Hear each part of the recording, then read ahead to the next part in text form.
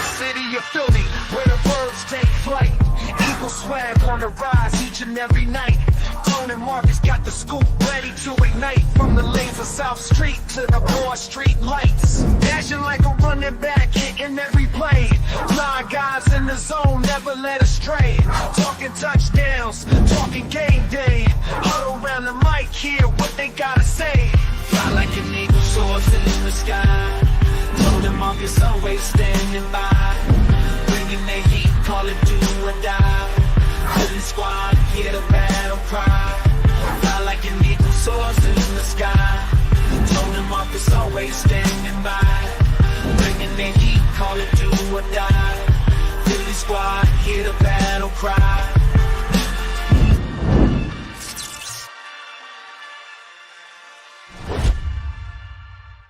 What's good? What's good? What's good? You guys are tuned into your Eagles off-season show featuring none other than Coach Marcus from Pro Fan Talking. Yours truly, Tone DeShields II from Chalk It Up Sports, where no matter if we win or we lose, we just got to charge it to the game. Make sure you guys are engaged, remain engaged. Make sure you guys get comfortable, kick your feet up. Make sure you got your beverages, you know what I mean? Hey, listen, if you're in church right now, you got one earbud in and one earbud out, pastor see you. Just want you know that he looking right at you. Man, you can watch this when it's over. It's immediately available. Stop trying to get us in trouble. But hey, if it come down to it, I ain't judging you. I ain't judging you not one bit. You feel me? So make sure you guys smash that like button. Make sure you guys are subscribed to the channel. It means a lot. Maybe you running your morning errands, man. Whatever it is. Maybe you doing something with the kids, whatever it is, man. Just make sure you locked in with the family, but most importantly, lock in with us. So, Marcus, my man, you know, we got some things to talk about. You know, it's the off season. It's a little bit of a, I guess, what they call a dry period, but it's always something to tap into. It's always something to peel the layers back on. But before we get into that, man, how's everything? How was your weekend so far? Everything was good, as we were talking earlier. Just had an anniversary with my wife, 28 years, still kicking it. So that's a long time. Me and my wife met before Windows 95 existed. Stop playing with me. So yeah, man, we had a good dinner. You know, I was saying we went to a spot up here in Cherry Hill, New Jersey, called Eddie V's, and I probably had one of the best steaks I've ever had in my life. So, and I'm saying that as a barbecue dude. Like, I appreciate a good cut of meat. Had me a nice Wagyu, perfectly seasoned. Didn't have to put nothing on it. All you had to do was the only thing it needed was the fork. That was it. It was phenomenal. So we had a good time last night. Shout out to the people at Eddie V's. Yeah, so we just chilling. So gonna watch the rest of these games today. Been real heavy into the women's March Madness tournament. So watched all the games this weekend. That was pretty good. And then of course the Eagles news is never dying. You know. Some new nuggets popping up, but I think this week I will have my first mock draft. I think it's time for the mock draft season to start. So yeah, it's funny you bring up being with your wife since what, Windows 95. Man, me and my wife, we've been together since iPhone XS. iPhone XS, man. So y'all do your research on that. But celebrated the 4-year anniversary last month. So congratulations to y'all, man. Congrats. So yeah, well, I'm just a pup compared to y'all big dogs when it comes to that. But yeah, you said something else pretty cool too. The mock draft. I did one earlier this week. I think I did one on Monday or Tuesday, the 24th, whatever day that was, and right. I did one, but I didn't do any trades. You plan on doing any trades? I'll get into that just for the fun of it. I did one too, but literally I did it just so I could make sure I understood how that particular website worked. And then I barely even looked at the names, and the names that I saw I didn't recognize. So I got to start getting back into it, doing my homework, you know, because this is where you got to really do your homework, because you're not going to be looking at everybody that go in the first round. And that's what everybody sees. That's what's on all the TV shows. But this is where, like, we talk about this all the time. We know that Howie Roseman is doing his homework and is finding jewels in who's going to be the next Jalen Hunt, who's going to be the next Brock Purdy. You know what I mean? So you're looking for guys like that in rounds 3, 4, 5, and 6 who are going to be able to do some things and surprise some people. And this is one of the things where you figure out very quickly everybody's pretty much on the same level. You got some guys in the media that have a little bit more access, but at the end of the day, everybody's guessing because everybody out there that's putting all of these big names and all of the big names that everybody knows. If you fast forward 2-3 years, those same big names, what kind of impact did they make on the league? And I always love using Jalen Hurts as the example. Everybody that was drafted before Jalen Hurts at the same position, or the year before at the same position, that had all of the hype and had everything in their corner. How has their career manifested so far in the NFL? Because the one thing that people tend to get twisted, it is supremely difficult to be a star player in the league. Supremely difficult. And people don't give that enough credit because now they think it's supposed to look a certain way. And I think last year Jalen Hurts broke that mold. We were talking about your boy going to New York, Russell Wilson. I like Russell Wilson, but if Russell Wilson is behind that same offensive line, it ain't gonna make a damn bit of difference. That's why I had to really take a look at that after everybody got done laughing at the Giants. And I was like, if the Giants would have kept Saquon Barkley, he'd have been in the same spot because they still didn't have an offensive line. That was the major difference.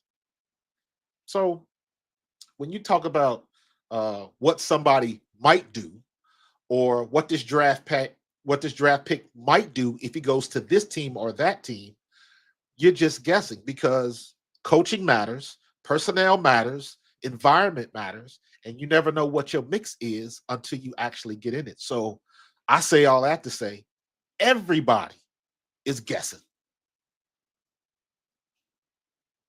You muted, bro. Sorry about that. So no, you're right. People are guessing. And the reality is when you think about, like you said, the prospects and ultimately you really don't know how good these guys are going to be where, we're pretty much just trying to do a projection. I was thinking about this yesterday as it pertains to the NBA side of it, right? You see a lot of players. Well, first of all, you said it's extremely difficult to be a star, a high impact player in the NFL. It's extremely hard to be.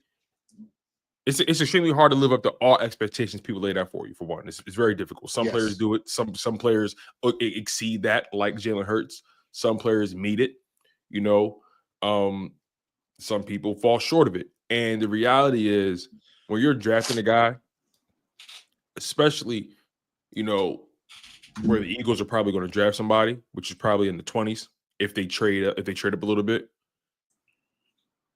I think, if anything, you should be looking for a starting quality player.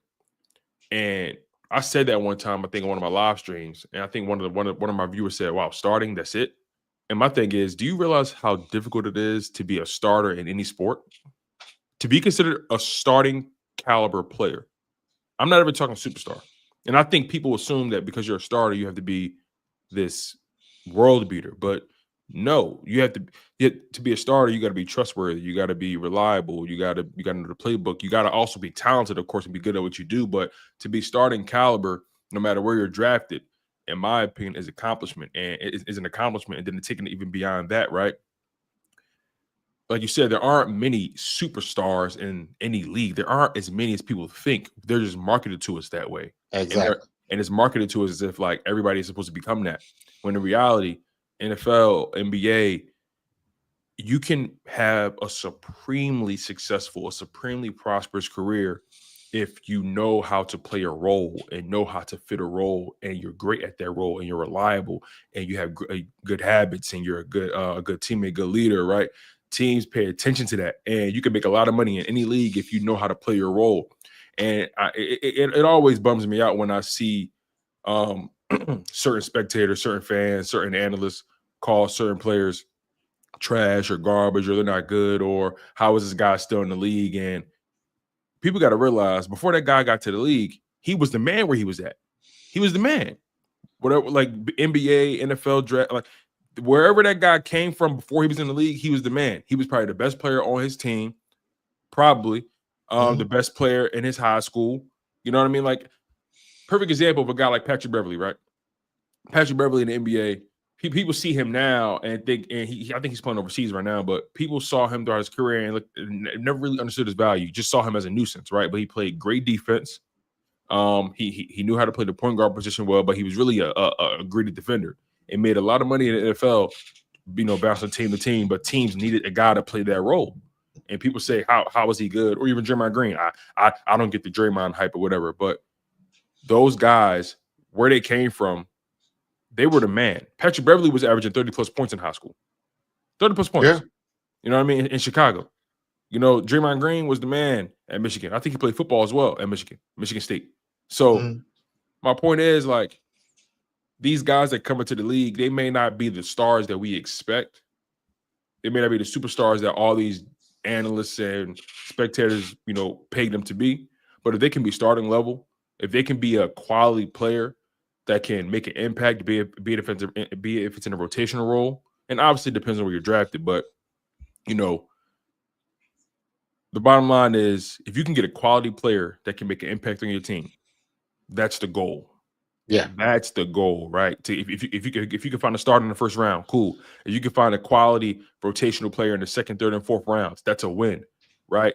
Every draft pick is not going to hit, but I kind of look at it like baseball.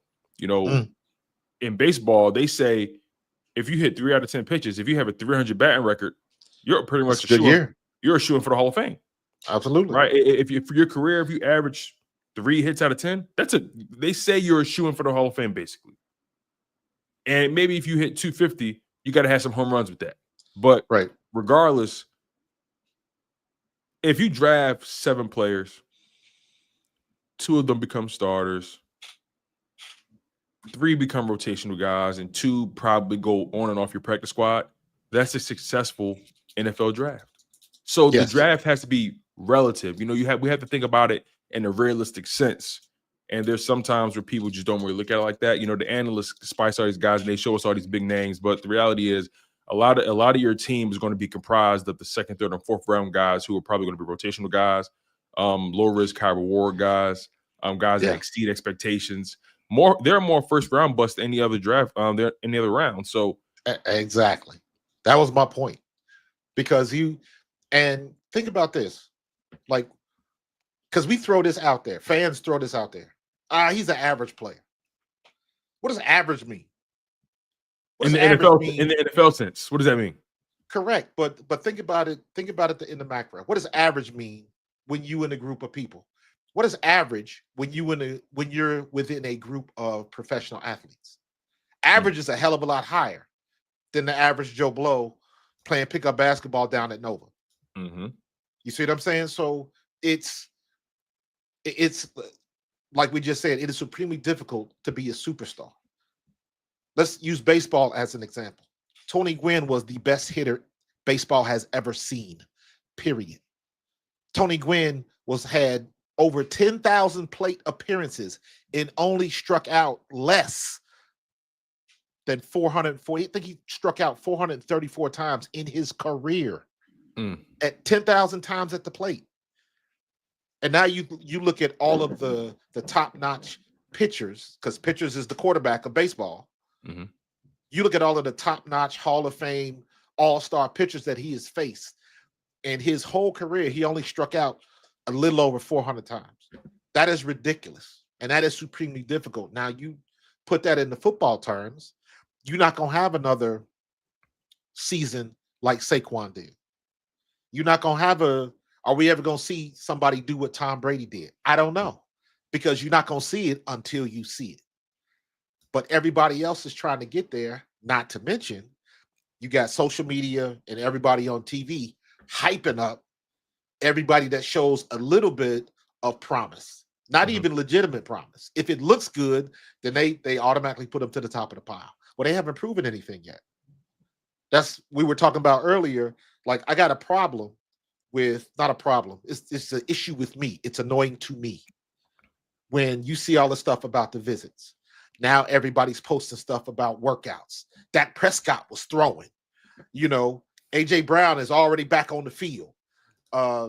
King Henry is running hills already. That's great. He's been doing that his whole career. Mm-hmm. That's what he's supposed to be doing. But it don't matter until you step on the field in a real game time situation, because it's great that he's running hills, but what happens when his starting offensive guard goes down? You know, I'm sure Patrick Mahomes had been throwing early, but what happens when his starting left guard goes down? And they had somebody named Caliendo that was a turnstile. Not too much fun now, is it?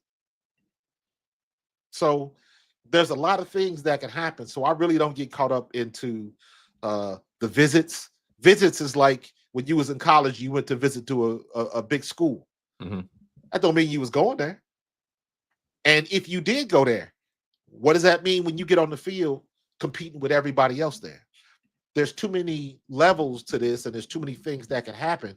So that's why you've heard me say in the past, I don't want to hear nothing until camp starts, and then I don't want to hear nothing about the team. I can not honestly give an honest opinion of what the Eagles look like until week 4 in the regular season. That's all that matters. That part is very reasonable. We can't definitively say what they're going to look like, how good they're going to be, and on March 30th. That part I definitely agree with. What I will push back on is the value of the top 30 visits. I see what you're saying as far as, look, it's 30 guys. You're not drafting 30 guys, so you're not going to. You're not going to. You really don't know who they're looking at. You know who they're valuing as far as a name or whatever. But I think if anything, what it does show from the top 30 visits is it gives you an idea of where their focus is from a positional perspective. For example, the Eagles, they brought in, so far as it's been reported, they've brought in 10 players. 5 of them have been offensive linemen. 3 have been edge rushers. 1 has been corner. 1 has been running back. So when I see 5 offensive linemen and 3 edge rushers, 8 of your 10 top 30 visits so far are guys in the trenches. Yeah. That falls in line with the mantra, with the dogma that the Philadelphia Eagles believe in, right? Build in the trenches, build your team from the inside out. But also it tells me that, okay, they're focusing on this group because, yes, they did lose Fred Johnson. They lost Mekhi Becton on the offensive line, right? Yeah. I think they lost Jack Driscoll as well. On the defensive line, you lose Milton Williams, you lose Josh Sweat, right? Bryce Huff didn't pan out for you in that first season, but maybe he bounces back this year. But even in their free agent moves, it showed that they brought in Uche, Azeez Ojulari. You know, they brought back Patrick Johnson.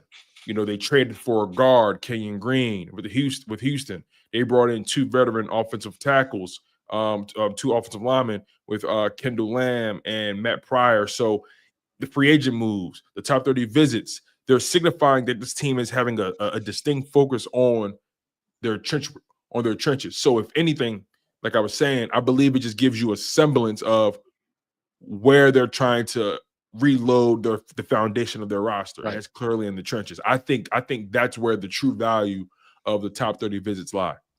I agree. But what happens if it isn't? Then it isn't. It's just to me, it isn't. That's just Howie putting his pieces on the board so everybody can see him. Now, like I said earlier, what happens if somebody else is looking at the same players? Do they have to move up? Hey, I heard Philly's interested. Are we going to have to make a move to jump in front of Philly to get the guy that we want? And to me, it's all just posturing. It's all just posturing. Yes, they are genuinely interested, or they wouldn't go through the trouble. But I do not take it out of the realm of possibility that they're just doing this as public moves to try to shift the narrative a little bit so it works in their benefit. Yeah. So nobody really knows what they're doing. What happens if they bring in all these offensive linemen and then they're after safety or something goofy like that? Not that it's going to happen, but you understand my point. You never know what's going to happen. And Howie has been a master of making moves, trading down, trading up, getting picks, all of that type of stuff. all of that type of stuff. So this, to me, this is the fun part of getting ready for the draft, because this week you got all of these rumors. What's Dallas Goedert going to do? Is there a trade with the Chargers on the works? All of that type of stuff. Then next week, it's going to be even more. Then the week after that, you're going to be less than 2 weeks to the draft. So the groundswell just continues to build, and everybody's like sitting on the edge of their seat, not knowing what's going to happen at draft day. And then when you finally hear that tone, and Goodell gets up on the mic and say, "Start the clock," then you'll finally feel like you're gonna figure out what's going on and what's what. But you know, to your point though, but just as an update. I said the Eagles are hosting 10 players, or as has been reported as of late, 10 players. That number has increased to 12 players. They brought in another offensive lineman, Donovan Jackson, guard out of Ohio State, and edge rusher out of UCLA, Olafemi Oladipo. Yeah. Now, I'm not entirely locked in on these players. But again, 2 more guys added to the fold. Both of them are in the trenches. Again, I'm still going to err on the side of, because again, you're right. The first round, especially the first round, we may see the Eagles zig when everybody thinks they're going to zag. Right? I honestly got this sneaky suspicion that the Eagles are going to go safety in the first round. Mm-hmm. I got this sneaky. And that goes against the grain. And a lot of people feel like, nah, why would he do that? That's not how he does it. And I'm saying to people, have you guys not been paying attention the past few seasons? Howie has been going completely against what he normally does. Yes. Completely against it. Yes. He drafted nobody knows. He drafted Devontae Smith in the first round. Howie's never drafted a wide receiver in the first round. Actually, I take it back. Jalen Rager. I take that back. He's tried to go against the grain. And he failed the first time. But regardless, still trying to fix that problem. Still trying to fix that problem. That's funny. But my point is, though, Howie has zigged when people thought he was going to zag most of the time. You know, exactly. Signing Saquon and giving him 2 contracts within a span of 12 months. Extending Zach Bond, right? Drafting 2 corners back to back in the first and second round. You know what I'm saying? What else? I can go drafting some kid out of Houston Christian. Like what? Like Jalen Hunt. And all of them paying dividends. All of them paying dividends. Yeah. Like Howie. I'm trying to think what else he's done that's been outside of his norm. I mean, the only thing that I think Howie has done, and everybody pretty much expected, was Quinyon Mitchell. I don't think we expected Coop to be there, to still be on the board. And then did we expect him to get another DB at that particular time? Not really. Yeah, I didn't expect him to go DB back to back, let alone I didn't expect Coop would be there. Exactly. The fact that he dropped was very fascinating to me. Very fascinating. I mean, it's one thing to fall out of the first round, but he kind of fell into the second round a little bit too. Like he just lasted longer than I thought he would. He's lasted longer than I thought he would. If I'm being completely honest about that. So, but think about this. What do everybody do? All the content creators and all of that stuff. What do they do after the draft? Everybody posts videos draft of grades. them watching the draft, and they start going crazy with the draft reactions and like, oh my God, everybody's losing their shit because they don't get the guy that they think. Nobody knows what they're gonna do. Mm-hmm. And then you don't see how it's gonna play out. You never see how it's gonna play out. I can't imagine if Philadelphia fans, and let me say it exactly like this, if Philadelphia fans had gotten their way and we would have gotten rid of Brandon Graham. I can't imagine how that would yeah. Well, let's be honest about that. That almost, even outside of the fan base calling for it, that almost really happened. Really happened. Like, because the only reason I try to tell people this, right? Because people try to say, I mean, because I was bringing up the Jordan Davis thing, right? And I like Jordan Davis. But I think if you had to ask the Eagles today, did they expect more out of Jordan Davis when they drafted him? I think they would say, yeah. I think they would say yes. So I'm on the side of, hey, I like what he does. What he brings to the table is very underrated, very underappreciated. He has value on his team. I want him to be here for as long as possible, right? Yeah. But also he's entering a portion. And follow me here. I'm kind of skating on the outskirts here, but I'm going to bring it back in. Jordan Davis, they have to decide by May 1st to pick up that 5th-year option. And if they decide to not do that, then this would be his contract year. I think they're likely not going to pick it up. So a guy like Jordan Davis, a lot of people say, no, you can't move on from him. You got to be patient with him. You got to be patient with him. I'm saying, I hear you, but these GMs aren't operating on the side of patience, and they got to make financial decisions. So just bringing it full circle, because we were talking about who we were talking about before. Prior to me bringing up Jordan Davis, because I don't want to get too far off. We were talking about Coop and Quinion. We were talking about I don't even remember. We were talking about Coop and Quinion, and I guess how quickly they made an impact. I don't know. Yeah. I guess what I'm trying to say is BG. Thank you. Brandon Graham. Yes. So right. BG, right? Hold that. BG. The organization was going to move on from BG, and the only thing that saved BG was the fact that somebody got hurt. Yes. Because people say draw. Because people use the BG example with the Jordan Davis example sometimes. And my thing is that's not exactly apples to that's not apples to apples, because BG was going to be let go. He was going to be cut or traded, whatever. They was going to move on from him, but he got saved due to an injury, and that's why the Eagles were able to see what it became. Exactly. Because the injury bought him time. Jordan Davis, on the other hand, he's been playing. There's no injury saving him, right? So the Eagles, again, they were patient with BG for an entirely different reason than what people want. Than people want the Eagles to be patient with Jordan Davis. It's not the same thing. So a lot of people say, "Hey, give him time. He'll hit that Vita Vea trajectory." And my thing is, he's already not even on his trajectory. Nah, but he's not. And here's the thing. I like Jordan Davis. I want him here. I want him here too. Jordan Davis here. I want to make that very clear. I understand the role that he plays. I understand it as well. I do. Now the question is, this is where things get interesting, because although I understand the role he plays, you understand the role he plays, and there are people who still want him here, right? The question is, will his representation understand the role he plays? Because what's going to happen is he's going to get a bag. Here's a gamble. This is the gamble right here. You roll the dice. If they don't pick up that 5th option, and the Eagles say, "Hey, we want you here. We want to give you a modified contract. We want you here, but we're not paying you that $12 million in 2025." And if he doesn't take that offer, and he bets on himself, this is where his future will fall. Yeah. If he gambles and he exceeds any season he's ever put up before, I guarantee he tests open market.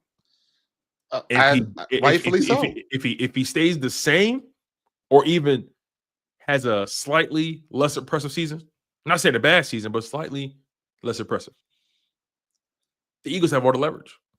Yeah. So, but I think he's in a win-win situation, because I think he's played well enough. I think he's played well enough to pique some people's interest, and with the way some of these D tackles are getting paid, even if you slash it in half or in quarters, it's still more than he would probably make here. So it's a win-win situation for him. But to your point, I want to see him here, because most people don't want to see a high draft pick like that as a role player. But it all depends on who you play in the role to. And in my opinion, he's the role player to Jalen Carter. Exactly. If Jalen Carter is the Hummer, you're not going to put any old BS rims on the Hummer. Mm-hmm. You put the right rims on the right truck. They complement each other, because you're not moving him, and he can do some things because everything is freeing up Jalen Carter. You got to pick your poison, and we still have to keep that option alive. Where if you worried about Jalen Carter, you got to worry about this 360-pound dude over here that can move. You got to worry about Mario Jomo on this side. So I want to keep that three-headed snake alive to where offensive lines have to find out what a problem is. And that puts them on their heels, which gives us the benefit. Because anything, I'm looking at it like this. We already know Jalen Carter is the future of this defense. Mm-hmm. Point, period, end of paragraph. We got to do things that free him up. And I think Jordan Davis is the perfect person for that. Because he's hard to move. Like a Vita Vea. No, he's not on that same level, but give him time. And I think he showed enough promise now with the group that he's in. If you put him somewhere else, might not have the same effect. Or do you have that same type of primetime player that he can be a role player for? Exactly, because let's be honest, every team doesn't utilize a nose tackle. No, or have a nose tackle like that. Yeah, more teams don't. It ain't got to be a nose tackle. It could be anybody. Anybody that demands the attention. And Jalen Carter, he demands a double team. Yeah. How many other teams have that? You had Aaron Donald. Did Max Crosby demand a double team? Did Bosa demand a double team? What's the guy in Cincinnati? Was that Hendrickson? Hendrickson. Did he demand a double team? So all of these guys, and this is where you got to do the homework and look at the tape. Because a lot of these guys are going off and getting all of these sacks because their opponents weren't smart enough to double team them. Or if you're playing off the edge, you just might not be able to do that. So styles make fights. Mm-hmm. And wherever you go, you got to make sure you're in the right style, i.e. the right defensive scheme with the right coach, with the right personnel around you. Because it's not a one-trick pony. And I think that's where his representation is, and even himself, they're going to really have to think about what's the best situation for this player to continue to thrive and make money. And not a situation where he could be exposed and he falls into NFL obscurity or NFL purgatory, right? Because look, I did some research on the snap counts and how often these guys were on the football field. Jalen Carter averaged 51 snaps a game. 51 snaps a game. That's in the 80 percentile. Yeah. 51 snaps a game. Milton Williams averaged 29 snaps a game. It seems like it's more than that. It seems like it's more than that. It seems like it's more than that, but it's not. Peep this. Milton Williams averaged 29. Jordan Davis and Moro Ojomo, respectively, averaged 23. So if you do, what's 23 plus 29? 51. So what you're seeing is these guys, Jordan Davis, Milton Williams, Moro Ojomo, those guys are literally rotating, and Jalen Carter is just staying on the football field, and he comes off whenever he needs a break for the most part. So and then you add a little bit of down the distance to that. Yeah, and of course, there's so much nuance that goes into the snap counts. Obviously, down the distance, goal line, so much goes into that. But it's interesting. It's interesting. 52. I'm sorry, 52. Jalen Carter averaged 52 snaps. My bad. I did the math in this a while back. 52. It's interesting to just see how Jalen Carter is the pillar, is the main one, and then they're just pinch hitting around him and allowing guys to take pressure off him in different ways and play next to him and create opportunities for him. Jordan Davis, obviously the run stopper. He did improve as a pass rusher a little bit. He had some big sacks in the NFC Championship and the Super Bowl. He ended the season very well, had a very good playoff run, very strong playoff run. All across the board. He was phenomenal throughout the playoffs. Milton Williams, I just think it's interesting that Moro Jomo had averaged 23 snaps a game. Milton Williams averaged 29. We see Moro Jomo as that Milton replacement. Yeah. So I'm curious now, Will Jordan Davis' snaps stay the same at around 23 per game? Will Moro Jomo assume that 29 snap count that Milton Williams leaves? And then we start getting into like, okay, well, yeah, we want to keep you here. How much are you worth? But how often are you on the field? And like, do you like we can't pay this guy like he's That's when they start nickel and diming you. Jalen Carter. Yeah. But we also know we can't be cheapskates about it either. It's going to be a very interesting balancing act to see how they handle the Jordan Davis contract talks, especially when it comes to this 5th-year option that they're going to have to decide to pick up on May 1st. Let me ask you this. That's what they nickel and dime you, though. Huh? Do you think they pick it up? Because I don't think they pick it up. For Jordan? Yeah. Do you think they pick it up? I don't think they pick it up. Unless something extraordinary happens. And it could. And this is another thing that'll decide what's going on, or at least add more question marks to the alphabet soup. This is what another move will do, or this is what this move will do. If they go DT in the first round, I'm not saying that means Jordan Davis is out, but it tells me that they are preparing if this thing doesn't go the way they expected to go at the negotiation table. It's not. And I'm thinking about it now. We had this conversation a couple weeks ago. And no, they're not going to keep him.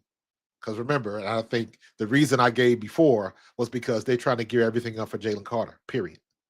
They're trying to free up as much as they can because they're going to have to handle Jalen Carter. Mm-hmm. And because Jalen Carter is going to require such a big contract, I think Jordan Davis is expendable. And when you look at it from the business standpoint, rightfully so. And that's what I was asking people on my live stream the other day. I said, no matter how we feel about him, no matter how unique his traits are, no matter what he brings to the table and what he does for other guys, right?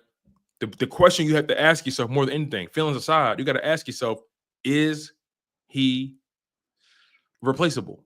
And the question is, from a business perspective, yes. And honestly, from a football perspective, yeah. Well, I look at it a little bit more cutthroat, and this is where I say all the time: you got to play the game, but the game ain't fair. Ask the question like this: If Jordan Davis has to go to keep Jalen Carter, does Jordan Davis go? Yes. Yes. That's it in a nutshell. If Jordan Davis has to go so they can pay Jalen Carter, it's just business, nothing personal. Let me ask you this though, dude. Like, because I see people keep bringing up the specifics of making sure if they do lose Jordan Davis, they have to go nose tackle. Do you think it's really that black and white? Like if they lose Jordan Davis, they got to go nose tackle, or can they go a guy who can play 3 technique, but also play nose tackle if necessary? I guess more to what you were saying. More to what you were saying, because Howie, along with Vic and along with Stout, they are big on drafting the right guys. And I say it like that because it seems to me personality really jives a lot into what they do. Can I coach that guy? Is that guy going to listen to me? That sort of thing. So to me, more to your point, I think they just need to find the right guy, which is why they found Jalen Hunt. That's the right guy. No, he didn't go to the right school. Maybe he didn't play in the right system, but he's the right guy for this team and these coaches. I think that's what they're looking for. And again, to your point, maybe that is when you can lean into the visits and things like that. So you can get a good handle on what somebody is like face to face, what somebody's like when they get in the room with the guys. You can see who's got the personalities, who's shy, who's introverted, things of that nature. Because let's not forget, just because they came on the visit, how many people have they talked to over Zoom calls and all that stuff like that? Right. But I think the Eagles are, yes, you want to get the best player, but there's a little personality that comes into that as well. All these guys coachable.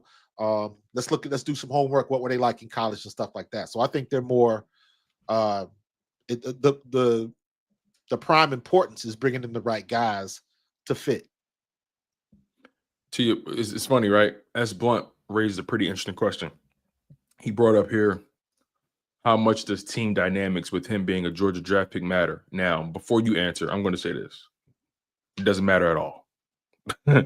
Doesn't matter at all, in my humble opinion. Doesn't matter a sliver. Because if there's any Georgia players or tandem that they're really, in my opinion, that they believe should stay together or has to stay together, come hella high water, I think this Eagles team, I think Howie Roseman would prioritize the Jalen Carter, Nolan Smith tandem over the Jalen Carter, Jordan Davis tandem. Agree.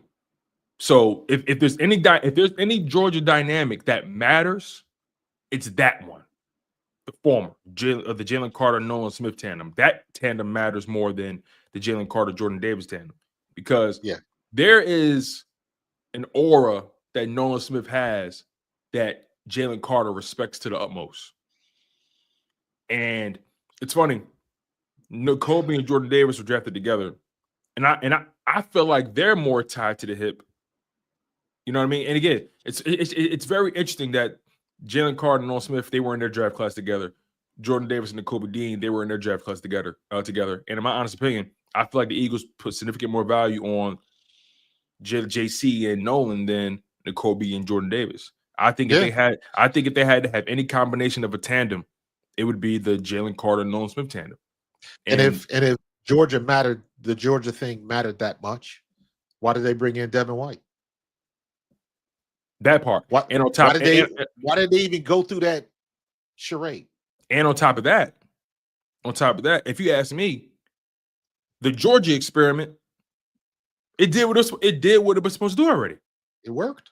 It did exactly what it was supposed to do already. You want to know why? You want to know why that dynamic doesn't matter also? Because they already maximized it. They won a Super Bowl. Correct. They won a Super Bowl. Correct. They've already reaped the rewards of making those decisions. They won the Super Bowl. Full stop. So therefore, now it's about retooling or revamping the plan now. We reaped the rewards of our Georgia experiment. Yes. So therefore, now it's time to go back in the lab and come up with a new concoction. Well, not necessarily. If you can recreate it, you try to recreate it. Well, because when I say new concoction, I mean new personnel, new players. If it comes down to that. But think about it like this, and I'm specifically about the Georgia connection, the Philadelphia Bulldogs or whatever you want to call it, right? Mm-hmm. All four players,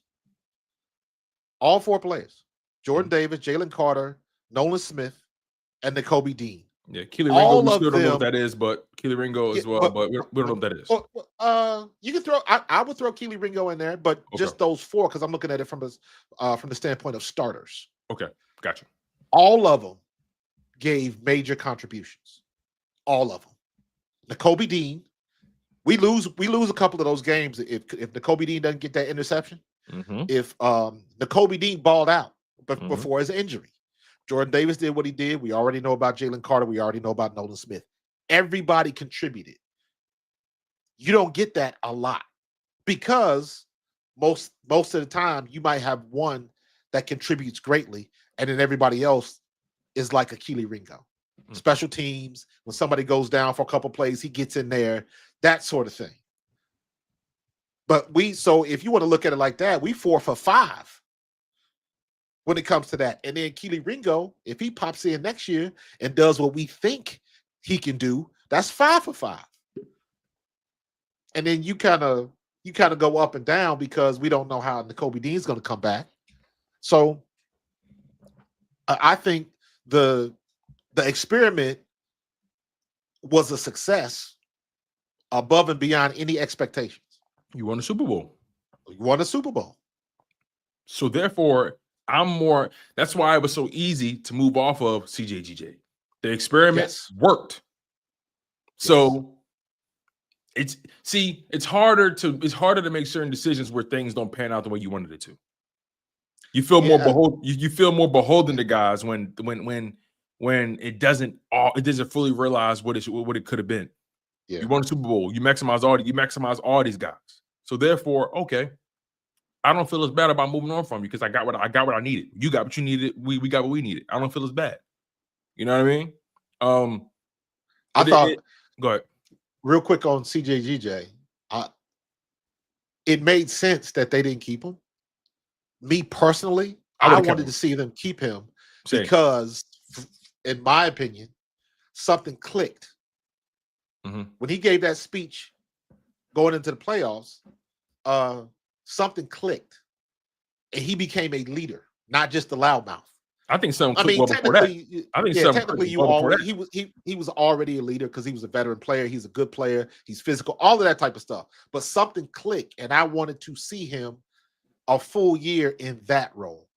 The role where everybody's looking at him and he's stepping up to the plate. It just seemed like something the light clicked on at that particular moment, and it showed. And I wanted to see another year with that. So, but I understand I understand the business of it. Yeah, and Howie he said it. He tried to warn people, but they ignored it. He flat out said, "Hey, this is going to be different. Isn't going to go exactly how fans wanted to go. It's going to be very different. But be patient. We have a plan." And I just think Howie Roseman does a phenomenal job at forecasting. Yeah, he does a phenomenal job at forecasting, man. And I mean, one of my favorite forecasting, I guess, examples is drafting Moro Ojomo, knowing you're going to lose Milton Williams. Right? Drafting Jalix Hunt, knowing you're going to lose Josh Sweat, and being able to develop those guys, right? Again, it's always a gamble when you draft guys, no matter who it is, no matter what it's for. You're always gambling. Yeah. But I think the intention was pretty clear with those draft picks. Even drafting Nolan Smith when you had Hassan Reddick on the roster. Yeah. I think the intention was clear despite the gamble, despite how great Hassan Reddick was playing. I think Howie Roseman forecasted, we're not going to pay this guy under any circumstance. Yeah. And Hassan even came in the second year of that contract and in good faith balled out again.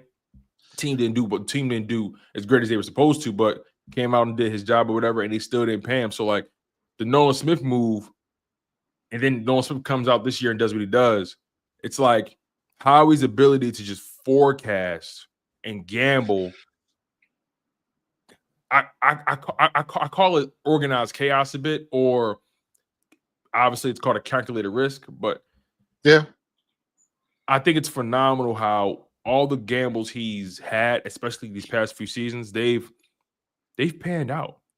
Yeah, but they were educated gambles. Educated gambles, correct. And he put the right pieces around those gambles being players. He insulated those moves with proper coaching, proper personnel. You know what I mean? Like he gambled and hedged his bets. Yeah. And we got the right people in place, man. Even like I look at a situation like Josh Sweat. Like I was so happy for Josh Sweat because to me, Josh Sweat did what every player wants to do. I guess you could throw Milt Williams in there too. He gambled on himself, stayed healthy, got the ultimate prize, and got his bag. But before he did that, he had to take half a step back. Mm-hmm. He took a little less money. He stayed with the team. Because I like to think that he saw what was coming. He saw he had another good opportunity to get back to the big game. So he gambled on himself. Because remember, he could have went somewhere else and got more money before he re-signed for that year. Yeah, the Eagles could have lost both of them actually. Absolutely. But they saw what it is, and as a player, that's exactly what you want. You gambled on yourself, but you understood the dynamic you had on the current team that you had. And y'all got to the ultimate prize. You balled out. You got your ring.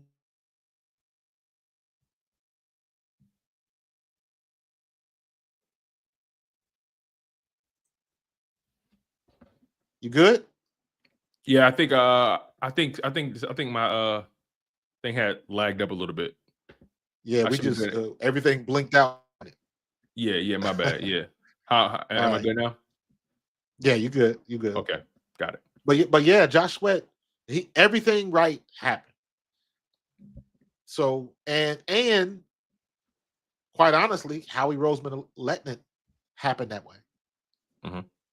So that kind of feeds into the kind of players that we bring in, the kind of coaches that we have, because everybody's looking for the bag. And when you take a step back, I say it like this: if you jumping up in the air, if you're doing your vertical jump at the combine, why you think they don't let you take a step back?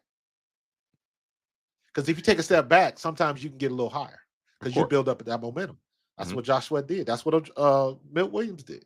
And we are better for it. They are better for it. And we still in a good situation that it is possible, very possible, that we can get back to the same level next year. Yeah. Yeah, I agree. And those risks, you know, they happen on draft night. Do you think there's a big move or a big swing how he's looking to take on draft night? Because I think you and I agree he's not staying at 32. The Um, question is he going to trade up? And if he does, how far? Do you think he tries to get to the high 20s? Do you think he tries to get to maybe the late teens? I mean, It's going to require a lot to get to the teens. yeah, but he got a lot. He got a Uno hand of Or picks available to him. with a bunch of skips and draw twos and I. Man. So over the next 2 drafts, he got 20 picks. No, he's not keeping all of them. He's trading his way. He's trading his way up or trading his way down. If he trades his way up, for what? Is he going to trade him? Is he going to trade his way up for a tight end? And that's the thing, right? I don't know. What's that kid from Penn State everybody likes? Is it Tyler Warren? Is that his name? Yeah. I don't know where he falls in his draft class. He's the Brock Bowers hype was definitely larger than his, but this is where things get really interesting because Howie's one of those type. If he sees it, he's going to get it, or if he likes it, he's going to get it. Type shit. You know what I mean? Like if he likes it, he's going to get you. So 20 draft picks over the next 2 draft classes. Man, Here's the other thing. Specifically to tight end. Let's say just hypothetically, let's say we do go up and we get a tight end. because these guys, Kylan Granson and Harrison Bryant, they're not world beaters at all. They just can't buy these to compete and push Grant Calcaterra. Really, they're not really Right. there to really beat a starter. And if the Dallas Goedert trade rumors are even remotely true, and if they're really shopping them, then like I don't see them going into the season with Grant Calcaterra being their starter. I really don't. And they haven't really signed any big name in free agency. So they got to be drafted a tight end high. But I look at it like this: if they do draft the tight end high, are we going to use him like a first round draft pick? That part, and that's the question, because I think Howie Roseman looks at it like this: we made it through this whole run throughout the regular season. Dallas Goedert missed 7 games, and we still were one of the most electric offenses in football, one of the most dynamic offenses in football. We only lost 1 game throughout that stretch, and that was the Washington game where it was kind of fluky. But like, if I can't put it past Howie Roseman to look at it from the perspective of, do I really have to invest high capital into that position, knowing that AJ Brown, Devontae Smith, Saquon Barkley, they're probably going to utilize Saquon Barkley more in the passing game this year. We might see them in 21 personnel a little more this year. Yeah, we got another blocking back. Right. So that's covered. Right. And Will Shipley, will he take the next step at the running back position? Will Shipley's very good in the passing game. What's the next step for him? So, and this kid is 6'6", 260. He a damn offensive guard. Right. Do the Eagles believe that they need to invest high capital in that position What are they looking for at the position? They're looking for somebody that can catch the ball, obviously, but also can block as well. I don't Exactly. know if they The feel like blocking they. is the key. Yeah, I don't know if they feel like they need to take a guy that high, especially with the tight end class looking as good as it is. Yes. I don't think they feel like they need to. I Value don't think they're going to take a tight end in the first round. because that. the draft is all about value. At the end of the day, value. Who would you move up to get? I would move up to get Malachi Starks, but it depends on where. Depends on where.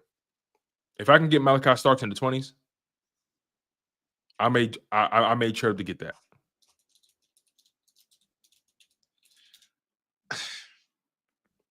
I mean, because the safety class, as far as we know, isn't reported as being as deep as D-line or tight end, right? So if you feel like you'd much rather gamble on the best guy in that class than taking a risk on maybe the fourth or fifth best guy in that class, you're going to do that. So wait a minute. So if we get Malachi Starks, where are you putting him? Is he challenging Ringo? He's a safety. Malachi Starks is a safety. So now he's pushing Sid Brown. Is Sidney Brown ready? We're going to find out at the end of the day. I think Sid Brown's going to be ready. Sid Brown been chomping at the bit, and Sid Brown had a pretty decent rookie season. So hey, the Eagles had Keely Ringo that they liked, and they drafted. They still drafted 2 corners. Yeah, you're right. You know what I mean? So you're right. But that and also Sid was what, a 4th round pick? Yeah, that makes our secondary young. Right, they can't even get in the club, man. Sid was a 4th round pick. Keely, I think, was like a 4th or 5th round pick, right? Something like that. So even if Sid doesn't, let's say I think Sidney Brown is about to wreck shop, bro. I hear that. But Sidney Brown, and I like Sidney, by the way, because he was a 4th round pick or whatever it may be, 3rd or 4th round pick. The investment isn't as high. So that's why they were so comfortable drafting Quinion and Coop, because that Keely Ringo, as much as they liked them, the investment wasn't high. So Quinion and Coop, okay, yeah, we like Keely, but we're gonna make sure that we draft 2 corners, because as much as we like Keely, let's try to bring some high value guys in here and see what happens. Same thing with that safety position. Yeah, they like Sidney Brown, but because the investment was so low, I don't see why they wouldn't even take a chance on it, bringing in another safety, especially one of this caliber in this draft class.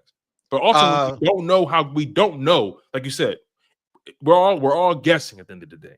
I want to make that very clear. We're all guessing. Yeah. But this kid Malachi Starks, from what I've seen, from what I read, this guy's the real deal. He's the real deal.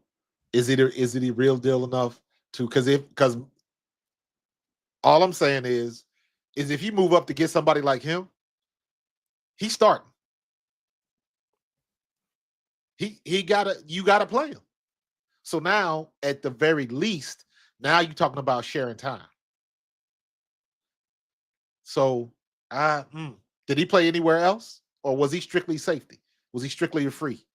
That's a good question. I'm hearing that because I'm looking at his profile. He's capable of playing slot as well. Yeah, and it just says defensive back. It doesn't say safety. So that lets me believe that he can play a couple different positions. And you always looking for that, because you never know what's going to happen. Move somebody. Are they looking for another utility guy like Avonte Maddox was?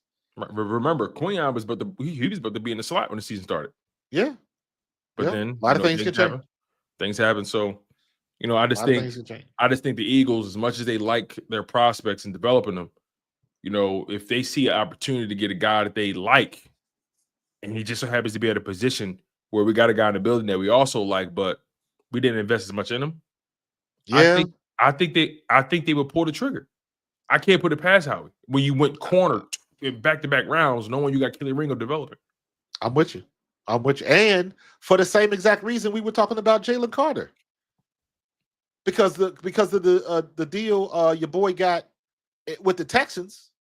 Now Quinion and Coop, when their deals come up, you're gonna have to break the bank again, and you might not be able to break the bank for both of them. Yeah. So if you got somebody in the wings that's still gonna be on on the second year of their rookie contract. Mhm. So again, Howie might just be maneuvering. So I mean, to your point, if that happens, I can see that makes more sense now when I look at it that from that standpoint, because I don't see no reason why Quinyon is going to take a dip. I don't see why Coop would take a dip. Mhm. You know, I'm expecting his play to at least be what it was. So I never thought about it like that, but I could. That makes sense. That makes business sense, and Yeah. that's kind of how he's MO. So that can happen. Yeah. That could definitely happen. And you know, in all fairness to Sydney, I like 2023. Sidney Brown, though, man. I know I like him. I like him too. In all I fairness, want to see that dude. I want to see that because that dude can hit. He's violent. fast. He's violent, He's man. physical. He plays the game with an edge. I like him. Don't get me wrong. I like him. I like him a lot. But I'm just thinking about he could be, you know, Stark. They could bring somebody like Starks in as insurance, or make Sidney Brown trade bait for something else in the future, man. I mean, there's so many. This is 4D chess, man. This is that Star Trek stuff.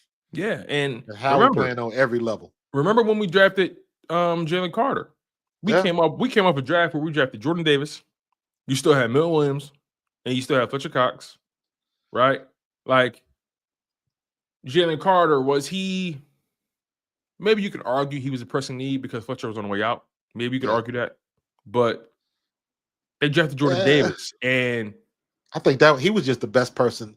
I think he was the best person available for sure, and he happened to be at a position where the Eagles will always invest heavily in, no matter what. Absolutely, and also a lot of people had him as the best person in the draft, and I think a lot of people got scared away after what happened with the traffic accident. I guess what I'm trying to say is, if Jordan Davis was as dominant as we would have loved him to be, I think the Eagles don't feel as pressed to go get Jalen Carter. That's fair. That's definitely fair. So liking it to the Keely Ringo situation. If Keely Ringo was showing that, like, oh no, he can run with the best of them, I don't think if Eagles feel as pressed to go get Quinyon Mitchell. Yeah. You know? Yeah. You're right. And Sidney Brown in 2023, he did get a good amount of grass time, but he did get hurt at the end of the year. And then he wasn't able to really get on the football field in 2024 because he didn't have an offseason. Yeah, so his 2024 season is almost a wash. Timing matters. Timing matters, man. And because of all of that happening, who's to say if Sidney Brown didn't get hurt, right? Because Sidney Brown was having a pretty decent end of the 2023 season. He had a crazy pick six at the end of the season. Yep. Who's to say the Eagles bring back CJ if Sidney Brown is healthy? Agreed. We can play the hypothetical game a lot. If Sidney Brown doesn't get hurt and he's healthy, and the Eagles saw what they saw at the end of that 2023 season, they probably say to themselves, I want to see this guy with Vic Fangio. Yeah. But because he got hurt, the Eagles were more hard pressed to really invest in that position, a la CJ. You know what I mean? It's gonna be interesting, dude. But we in a good spot. We are in a good spot because we're talking about all of the stuff that could happen, but there is a bigger chance that it won't, which means we'll be stuck with Sidney Brown. I'm okay with that. Yeah, I mean, he's entering year 3. He's cost controlled for the next 2 seasons. The big thing with Sidney Brown to me is he's already comfortable. He got enough snaps to understand what is required of him, and he played above his expectation. That's always what I'm looking at. Can somebody? That's why I fell in love with Reed Blankenship. Everybody was talking about undrafted, small school, all of that type of stuff, and I'm like, are y'all watching this dude play? All he does is understand where he's supposed to be on the field. That's all he does. The guys that make the teams in the NFL are the guys that can pick up the playbooks the quickest. Reed Blankenship was that dude. He was a quarterback back there as a rookie. Now he's going into his 4th year? Sidney Brown is in that same situation. No, he wasn't on the field, but yes, he was in the meetings. He learned something. Yeah. And that's what I like to see. And he showed me enough before he got injured. That's what sucks about Nakobe. What the injury sucks in itself. Mm-hmm. But when he got injured, because now he might not be fully recovered until mid-season next year. He's starting the season on the pup list for sure. Absolutely. You bring up a very good point. And our guy here, Zach Tri-Integrity, he says, I don't know, man. I don't think Vic likes Sidney Brown like that. Had him in the doghouse. That's not accurate. The doghouse part. That's not accurate. What happened was Sidney Brown got hurt, I think, in the last game or second to last game of the season. The last game, the Giants game. He got hurt in the last game on the damn punt return. Tore his ACL, and he was on ice all year recovering, doing sideline, doing individual work. And he wasn't able to get on the football field because of the injury. He wasn't cleared. And he started the season on the pup list. And he wasn't activated until about week 6, week 7, which came after the bye week. And by then, that defense started humming. Cooper DeJean comes in, like that defense started to find itself. And CJ GJ and Reed Blankenship, I mean, playing behind those guys, I wouldn't call it the doghouse. You're playing behind two talented and smart players. Yeah. That's not, I wouldn't call that the doghouse at all. He was behind the 8 ball with everybody. He was behind the 8 ball. And that's not by his wrongdoing. It was just, he got hurt. And Zach says, but he still had McCollum over him. McCollum had a whole offseason with him. Yeah. McCollum played in all the preseason games. McCollum had a whole offseason with that playbook. And at that point in the season, at that point in the season, are you really going to shake up your rotations? No, you're not. No. You're going with the guys that got you there. You're going with the guys that have been able to not only learn the playbook but execute the playbook. And I just think it's unfair to put that on Sidney Brown where he's coming off of a season where he didn't have an off season. Yeah, and I agree with you 100%. I don't think it was down that way. Tristan McCollum got snaps. Tristan McCollum was in practicing. Playing the preseason games, practice. Right. He's next up on the depth chart. So a situation to what people want to say, just as soon as Sidney's ready, put him in there. Well, no. If this dude has been practicing well, because now you got to trust that Vic Fangio is doing what he's supposed to do. Mm-hmm. If this dude has been performing in practice and took advantage of the opportunities in the game, then when his number is called, that's who you put in the game. You don't put somebody in there that ain't got no practice time. Mm-hmm. Doesn't make sense. Now, if Tristan McCollum gets hurt, then you go with the next man up, which would have been Sidney Brown. That makes sense. So it's not about just, I like Sidney Brown, so I want to see him play. There's still a pecking order based upon what you do in practice every week in practice and what they've seen in games. So Sidney Brown went down. Tristan McCollum was getting snaps, and the snaps that matter. Because when they go in and look at said snaps on film, if Tristan McCollum was making mistakes, blah, blah, blah, okay, he's not ready. We're going to have Sidney get you up. Mm-hmm. That's what the coach's job is. So if Tristan McCollum got more snaps, Tristan McCollum was supposed to have more snaps. That part. I think regardless, though, Sidney Brown is going to have a chance here. Yes, he's going to have a chance. And the Eagles, they like to give their draft picks a shot at the very least. Hence why they didn't bring back Slade. They didn't bring back Isaiah Rodgers. Kelee Ringo, his main competition, let's be honest about this, his main competition is going to be Adoree Jackson. Yeah. And that's if they don't draft a corner high, right? His main competition is going to be Adoree Jackson. They're telling Kelee Ringo, hey, we like you, but we ain't just handing this to you. We want to see if you can take it from a veteran, a guy who has a lot of experience. So and then Sidney Brown, they didn't sign a safety in free agency. They didn't. They could have. I'm pretty sure they could have brought in Justin Simmons, or they could have brought in the kid, Julian Blackmon.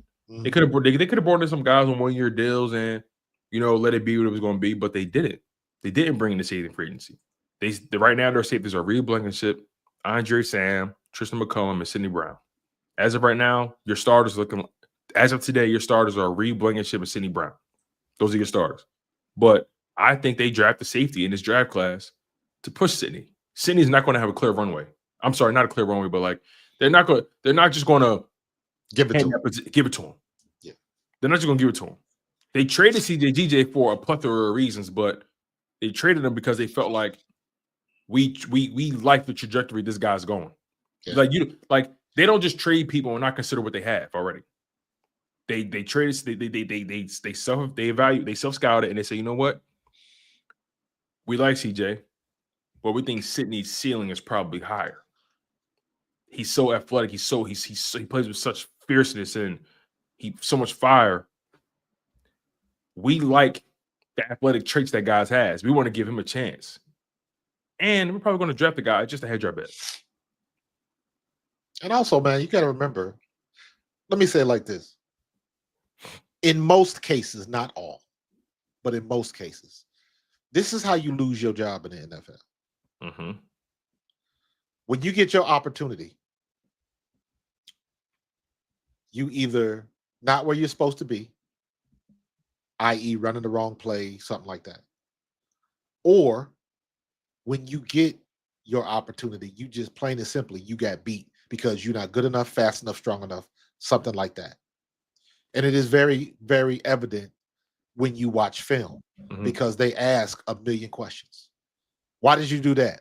Well, look at your feet. Your feet are wrong. And they break it down to the nth degree on why you failed, pass or fail, on a specific play. When you get graded in the NFL, it's the same as they used to do in college. The only difference is the person that might be passing or failing is got a contract behind them.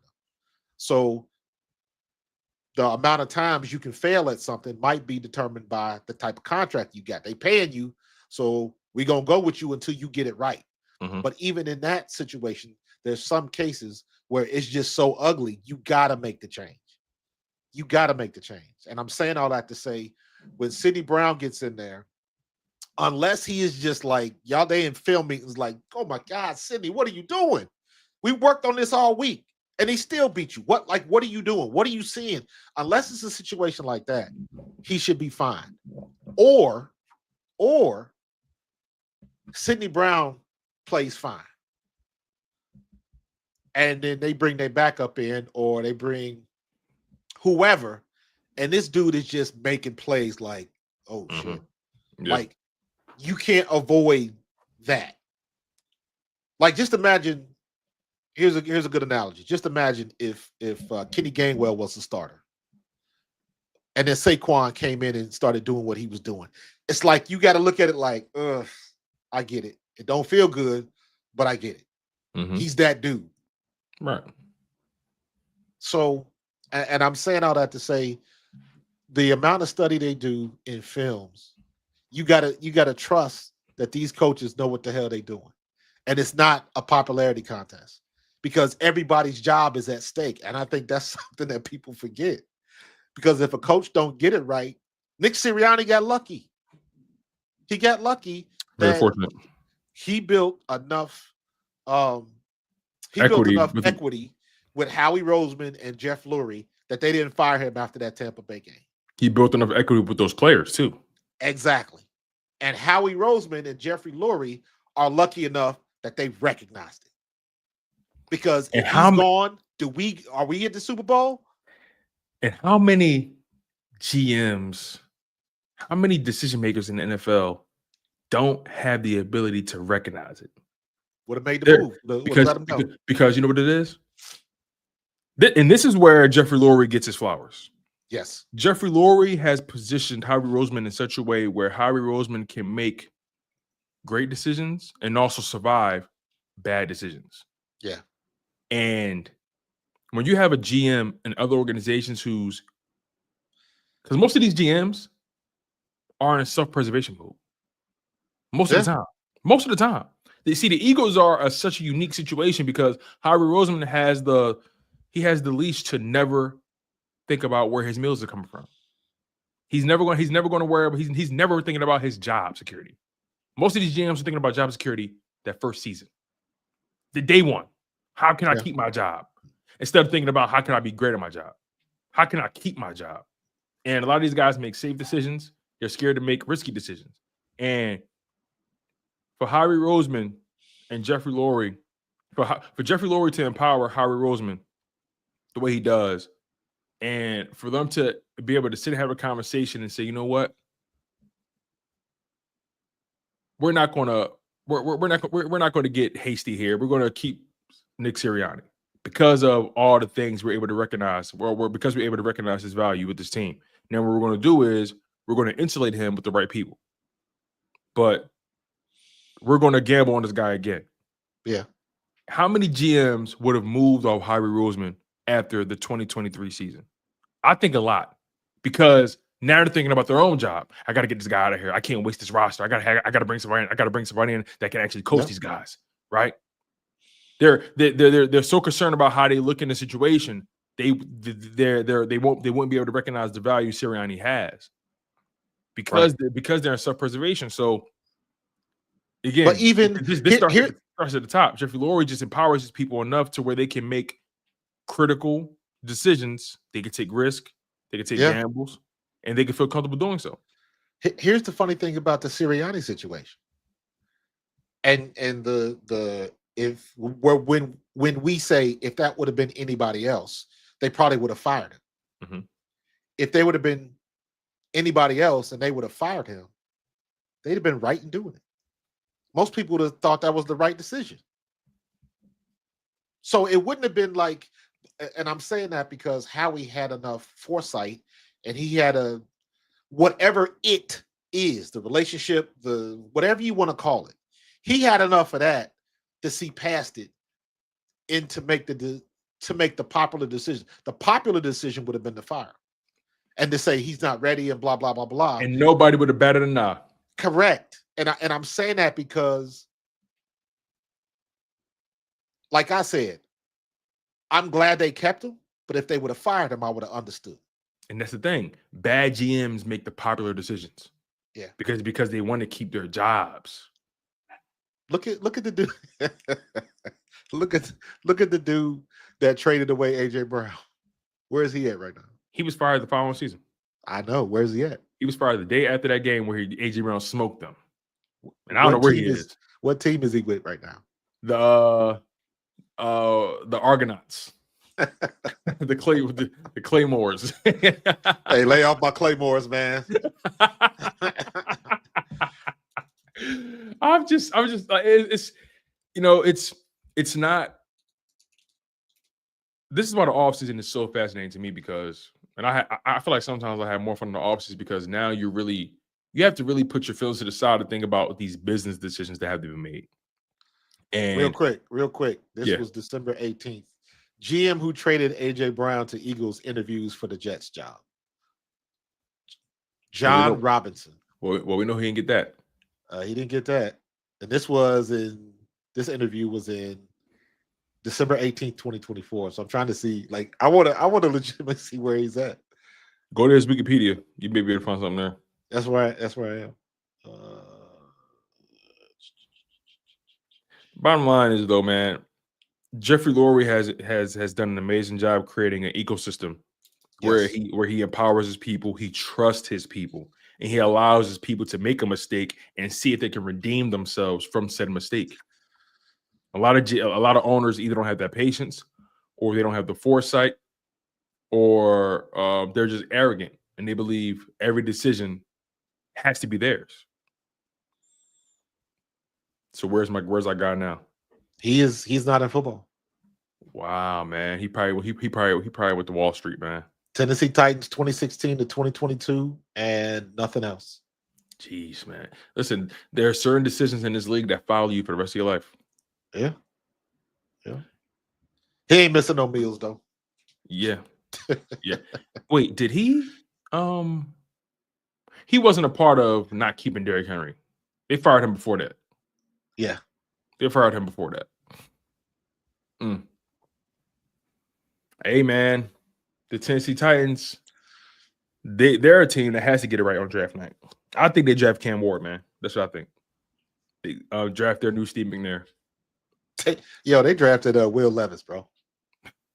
I've heard people say, "Oh yeah, they still have faith in Will Levis." No, they don't.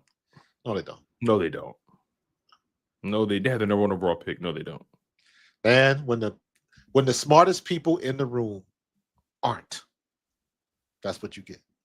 So again, man, these guys, they're not. They can never focus on making the right decisions. They're always focused on making the popular decisions, and making the popular decision doesn't get you anywhere.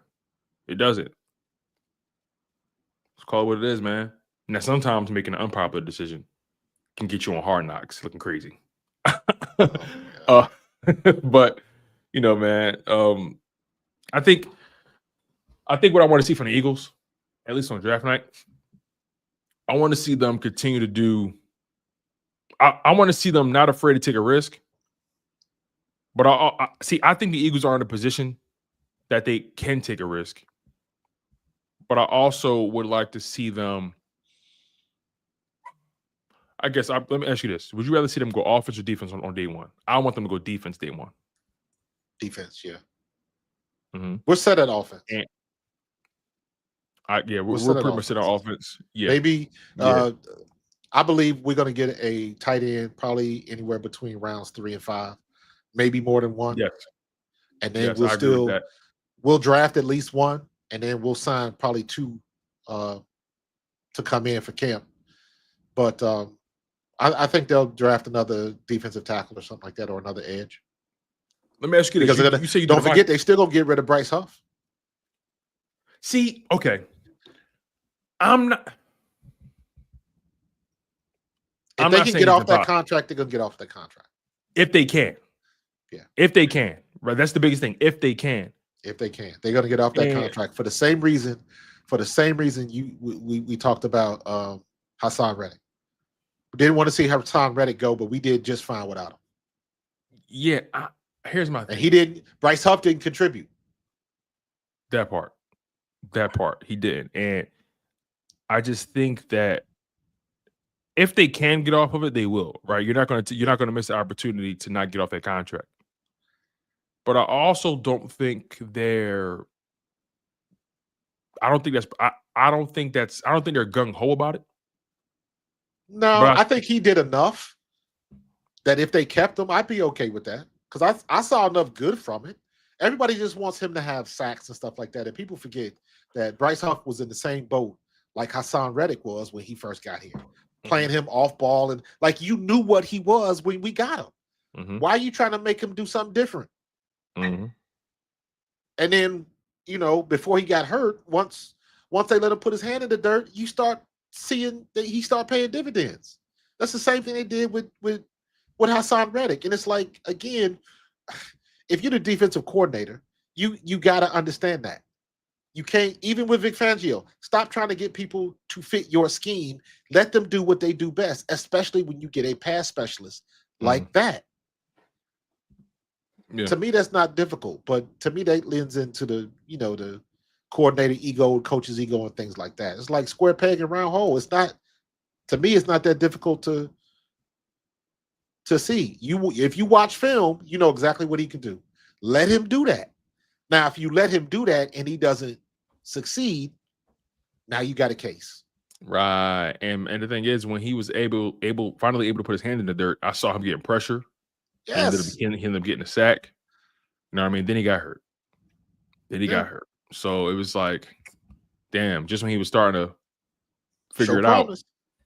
So, and again, that's why, I'm sure if they can get off of it, they will, if they can.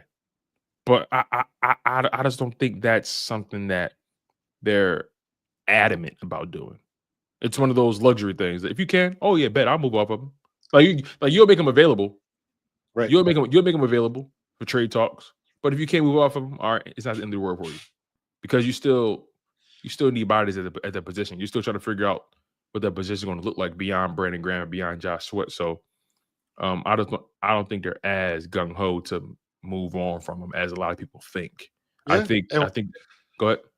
I was gonna say worst case scenario, we keep him, and we got another player with a chip on his shoulder. That part. You said you did a mock draft, right? Before we get out of here, I'm curious to know how that mock draft went for you, because I did a mock draft as well. I don't remember anything from it. I don't remember who I got. Like I said, I just clicked on it to make sure I understood how the website worked. Okay. I don't even, I may have browsed through the names, but I didn't pay attention to it. That's why I was like, I just need to know, I got to go to this site when I finally do my mock drafts. Okay. I'm not paying attention to that yet. So I will start this week, and I'm gonna try to get my guy, what's his name? Ian Hubert on, because this dude chews up that draft stock stuff like nobody's business. He knows, he does his homework. So yeah, now's the time, because we less than a month from the draft. Yeah, I did a mock draft, and I plan on doing several, but for my first one, I used Pro Football Networks. Okay, PFN. And I didn't do any trades. Now, obviously, we know the Eagles have four 5th round picks. We know that they got 4 5th round picks in this draft class here. So yeah, that's exactly what I used. But I'm going to use different ones as well, just to get a larger sample size of how these different softwares are doing it. And on top of that, but the point I'm trying to get to is my first one, I didn't do any trades. I just wanted to see how the draft board would feel if we didn't do trades.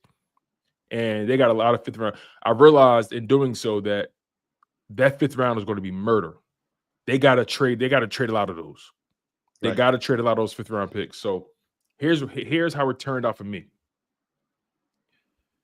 Let me see here. Here's how it turned out for me. Round 1, I drafted defensive tackle Walter Nolan out of Ole Miss. Right. Round 2, I drafted Princely Umanmielen, edge rush out of Ole Miss. Round 3, I drafted tight end Gunnar Helm out of Texas. Round 4, I drafted Malachi Moore, safety out of Alabama. He's another fan favorite, Malachi Moore. Then 5th round, I drafted guard Miles Frazier out of LSU. 5th round, Jamin Dumas Johnson, linebacker out of Kentucky. Round 5, Zai Frazier, cornerback out of UTSA, University of Texas San Antonio. And the final pick, the other 5th round pick, Carson Vinson, Alabama A&M, offensive tackle. So like, I realized in that 5th round as I was doing it, I was like, I felt like I was doing a little bit of reaching because the draft picks were so close together. Yeah. So again, I plan on my next mock draft, I plan on trading a lot of those 5th round picks. I plan on getting a little bit more freaky with it, a little bit more creative with it. Yeah. Because I really got to look into like and this is when it's really difficult to kind of pin down, because you're basing your opinion on sources. You know how I feel about that, dude. Sources say the Eagles are looking at tight end, offensive line. They always draft offensive line. D tackle, D end, another linebacker. We just talked about safety. Like, can you pin down where the Eagles are looking? Or if none of that shakes out, is it the best available? Do we get, in this one, the 1st round, you got the kid from North Dakota State, Greg Zabel, and then Walter Nolan, the dude from the D tackle from Ole Miss. That kid, Greg Zabel, is shooting up people's draft boards right now. Yeah. So that's when it's hard to pin down. I can do what I think they would do, but they say Greg Zabel is ready to start today. Like they say he's shooting up the draft boards. Yeah, man. But you know, when I saw what I was about to say, now's the time to start doing the homework. And this is through the mock draft. That's how I get the sample size of guys that could potentially be there when the Eagles are ready to pick. And that's when I start doing research on the guys that I draft, right? And then obviously, I'm each mock draft, I'm gonna try to make a few different decisions, and I'll just learn more and more about the draft class like that way. So it is gonna be interesting. And why wouldn't you pick Zabel? He's a swing guy. He can play, You can flip flop him. He's huge, 6'5", 312. So, and that's not even, he's not even in an NFL program yet. Once he gets to the NFL program, he's going to put on at least another 10, 15 pounds of muscle. Absolutely. So, I mean, let me be honest with you. I'd never heard of him. But somebody's doing the homework. He's tops in the draft. And we got a history of taking offensive linemen. That part. So that could happen. Or very possible. You know, you don't take him. It wouldn't be a sexy move, but it'd probably be the right move, honestly. Correct. Especially with Mekhi Becton out of there. And all the offensive line losses we got. And you saw what having a guy of Mekhi Becton's stature can do for that offensive line at that particular position. Tyler Steen, as good as he is, he's not that size. So, and not saying the offensive line has been bad with Tyler Steen, but it's just when you see how dominant that line was with somebody that size, you kind of get enamored with it. And you say to yourself, hey, I kind of want to replicate that. Yeah. And you lose Mekhi Becton, you bring in Greg Zabel, or was it Gary Zabel or Gray? Yeah. Gray Zabel. You bring him in, and it's like, hey, I mean, I'm not mad at it. Not mad at it, man. Not mad at it one bit. Let me bring up some of these super chats though. We got a few of them. Let's see what we got here. So, Kyle Kokorski says, Tone, would you draft Mike Green if he falls? Mike Green is an interesting case because although the talent is there, I think he led the FBS in sacks, right? Mike Green had a phenomenal season. But Mike Green got to wear a case. Why is he around? Mike Green got to wear a case. Why is he around? Certified lover boy. Certified.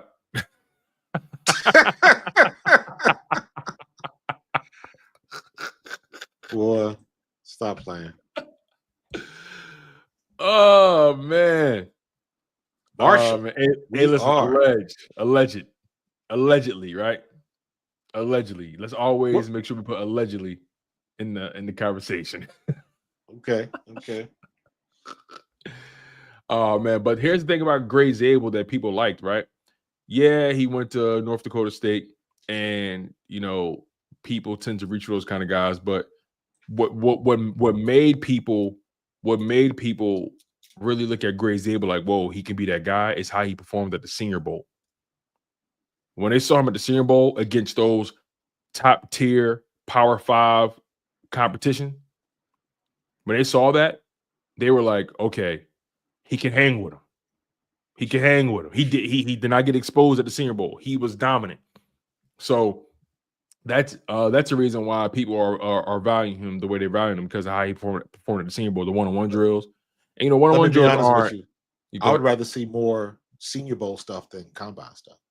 And that's what people are talking about. They're saying what he did in that Senior Bowl is what made them say, "Whoa, okay."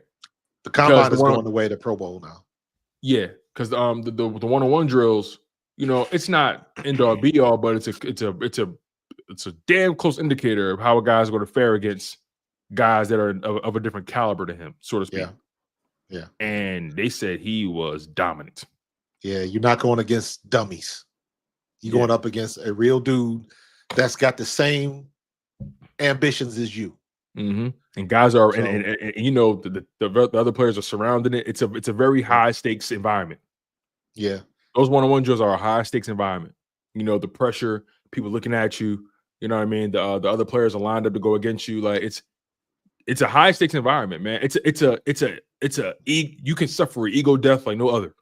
Whew.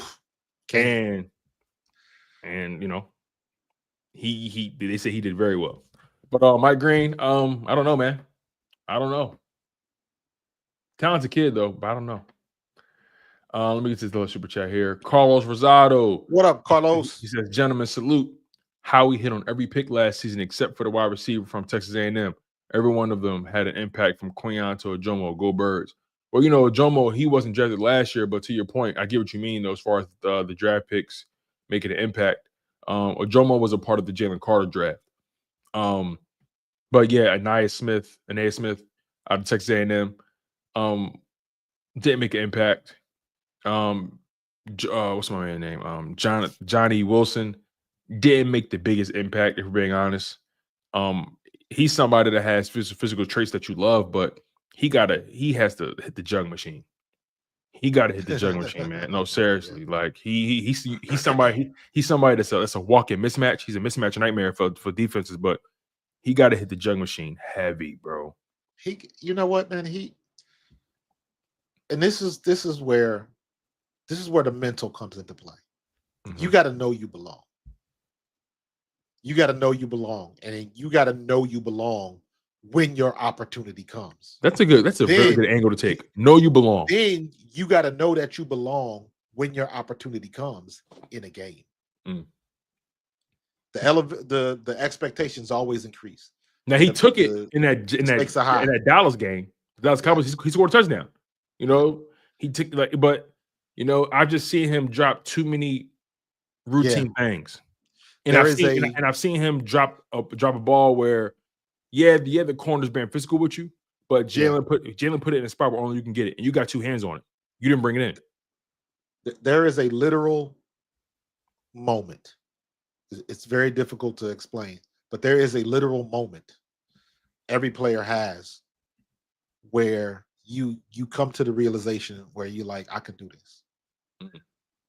For me, it was our first game in Tokyo. We played in the Tokyo Bowl. It was the first preseason game against the Saints. And I took a screen pass. Wasn't even supposed to come to me. Quarterback was under pressure, and I was the outlet. And I took a screen pass about 40 yards and got us in the red zone. And I was like, and I remember running away from some people. And I was like, okay, now I know I can do this. Everybody has that moment in their respective careers where they say to themselves, okay, I can hang here. I can do this. So, well, Johnny Wilson had that opportunity this year. It's possible. By the way, I think there's a couple other guys that they got to make a decision on 5th-year options on. Kenyon Green as well, the guard they picked up. So you know they're not going to pick up that 5th-year option. And Jahan Dotson, I don't think they pick up his 5th-year option either. So, you know, Johnny Wilson has an opportunity here, but he's not a traditional slot guy though. So, will he be able to take that next step? We'll find out. We will find out. And Ananias Smith, I mean, he's a guy that seems like they can do it all, can run routes, can return, but he didn't have a healthy 2024 campaign. Nah, and it gets tougher when we got Saquon back there. It does. Yeah, Ananias Smith, it does get tougher. And you bring in Jahan Dotson, so now you get buried on the depth chart even more. So, yeah, it does get a little tough. I'm happy for Jahan Dotson just because he get a bit of finger to all the Washington fans. I am too. Jahan Dotson had his season could have gone any better. Yeah. I mean, sure, he could have got more stats, but I mean, you're playing behind AJ Devontae. You roll with that. I wish Jalen would have put a little bit more mustard on that pass so he could have scored. If he scores that touchdown, Jalen's touchdowns goes from being two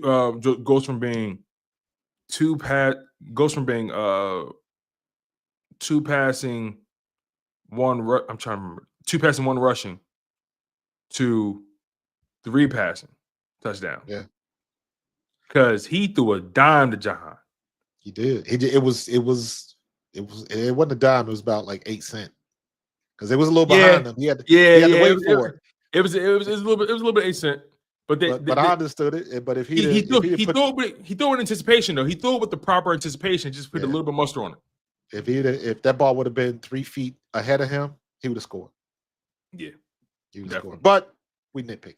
Yeah, that's the perfect example of nitpicking. I'm glad Jahan got his ring so he can rub it in all the Washington faces. Yeah, and had a crucial catch. So shout out to Jahan Dotson. Dank Bergen, my guy, one of my members. Appreciate you, my man.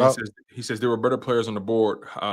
There were better players on the board. How you know? I'm not sure the context of what he's talking about. I can't remember what we were talking about because I saw when I came in. I just can't remember who we were talking about. But basically, I think it was when we were talking about like who do you draft, and if you pick this person, there's always going to be quote unquote better players on the board, but it all depends on what you as an organization is looking for. And quote unquote better players on the board don't always turn out. That part. You still always got a bust factor that you got to look into. So it's a gamble. Either way you slice it. Always gambling. All right, Carlos Rosado back again. He says Goddard and Huff both moving on draft night, in my opinion. Possible, man. Very possible. Anything's possible. Let's be totally honest about that. Dallas Goedert trade. What does that even look like? What do you What do you get back for him? I mean, because Dallas of the age, the health. I think we're good either way. If something happens and we end up keeping him, I'm good with that. I'm cool. Dallas Goedert is a baller. I want him here, by the way, to make that clear. I like him. I'm good with that. If we figure out a way to ship him out of town, I trust that Howie's going to get something good for him, and we're going to turn that into something else. Yeah, so, and I don't think he has any guaranteed money left. So he's not going to just restructure and give back money. So to me, the trade-off would be don't bring somebody in here. I don't care if they can't catch like Dallas Goedert. Can they block better than Dallas Goedert? Because we still got 2-6 back there. So I'm looking at it from that standpoint. Whatever the trade-off is, we got to get some type of benefit from it. So if we get a better blocker than Dallas Goedert is, and we can still get Saquon loose, I'm good with that. So the trade-off's got to be right. Yeah. Dink Bird Gang back again. He only had only had 50 characters. I was saying, how do the content creators know that? I hate that ish. Are you talking about like? I see what you're saying. I see what he's saying. Yeah, we don't. Yeah. He's talking about just like when people just jump out the window on certain players and how did you draft that guy? There's better players on the board. It's like how do you know that officially? How do you know that? At the end of the day, bro, we all guessing. Yeah, we all guessing. Right. Like he's I agree with that. It's like, how do you know? Like ultimately, all you know is his name and what people tell you. That's all you know. And here's the issue. Especially now when you get NFL.pro and you get unlimited resources where you can watch film on players. So now there's no excuse. How do you watch your college film? How do you watch your college film? Man, I'll go on ESPN and try to pull up highlights, or I want to see the highlights of like who they're talking about, because I can look at a highlight and say, okay, he's got decent speed. I like his size. I like his hands. But you have to go and watch games to see how they play. That's the key. That's the key. Most people don't do that. I don't even do that. And I don't watch a lot of people ain't got time to do that. So the one, because I remember back in the day, I used to create DVDs for high school athletes trying to get into college. Make a DVD, get you a highlight tape, you ship it off to the school so they can see you and stuff like that. And I used to get all of these parents, all they wanted me to do was put together a highlight tape. And I would tell them all the time, scouts do not want to see a highlight tape. I don't want to see you beasting on Sister Marietta Poor. I want to see what you do against level competition. I want to see what you do when you're not getting the ball. Do you still hustle? Sometimes I want to see what you're doing when you're not getting that rock. Exactly. So no, you don't want a highlight tape. I don't want to see you dunking on the 5'5" dude and you 6'4", and you all city. That doesn't show what your abilities are. So that goes back to what I was saying is you got to do your homework, and there's too much information available not to.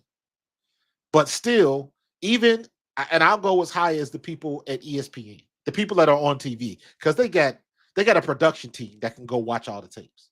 And then they feed them stats. But even a lot of people, you can tell when they read them stats, at least it is to me now, it's very easy to tell when somebody's talking about someone or some team that they haven't been following the team or watching. They just been reading stats and reading what somebody shoves in their face. You got to do your homework. That's what it comes down to, period. Exactly. Got to do your homework. We got another super chat here from my guy, S. Blunt. Shout out to S. Blunt.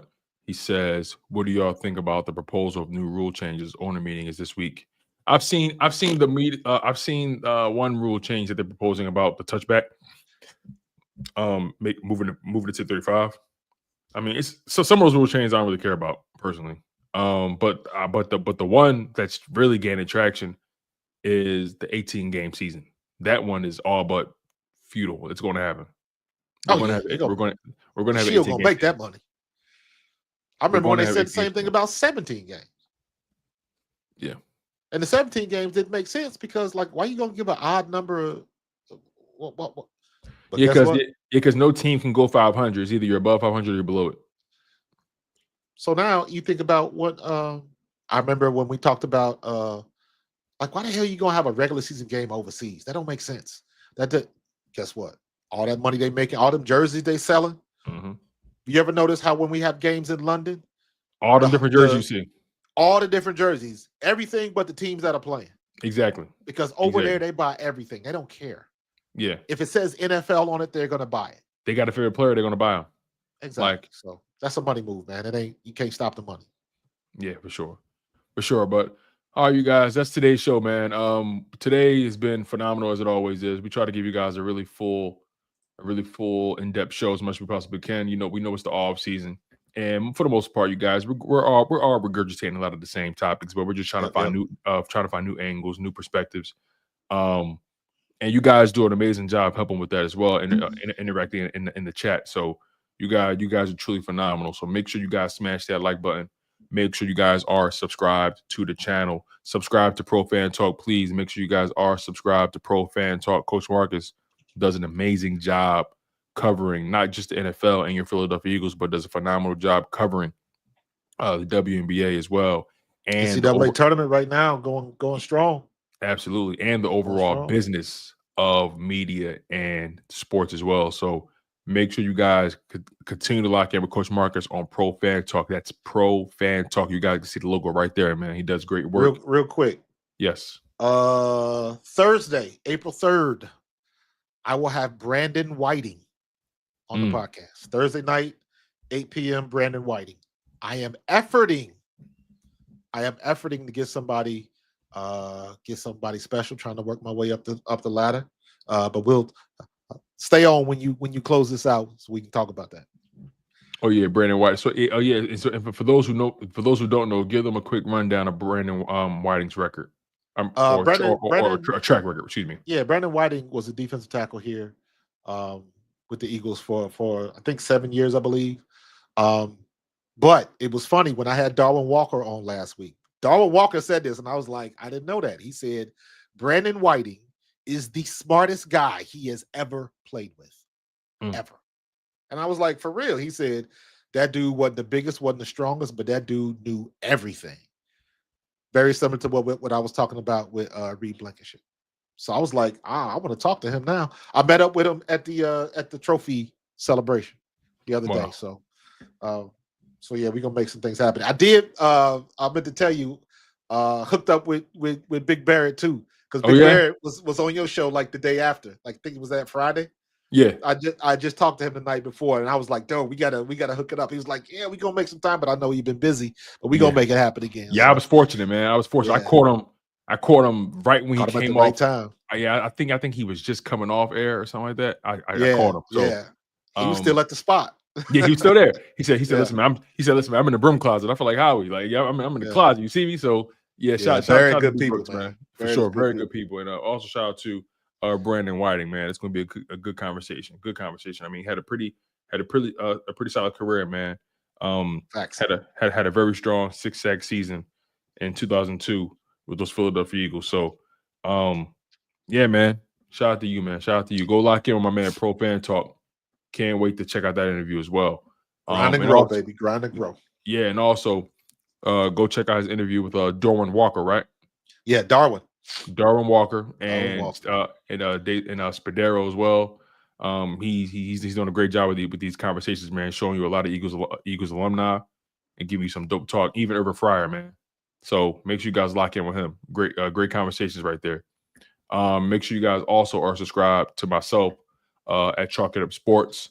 More content is always on the horizon, you guys. You know, we don't sleep here. We're constantly pumping our content every day as much as we possibly can. We give you guys at least 4 to 5 live streams a week.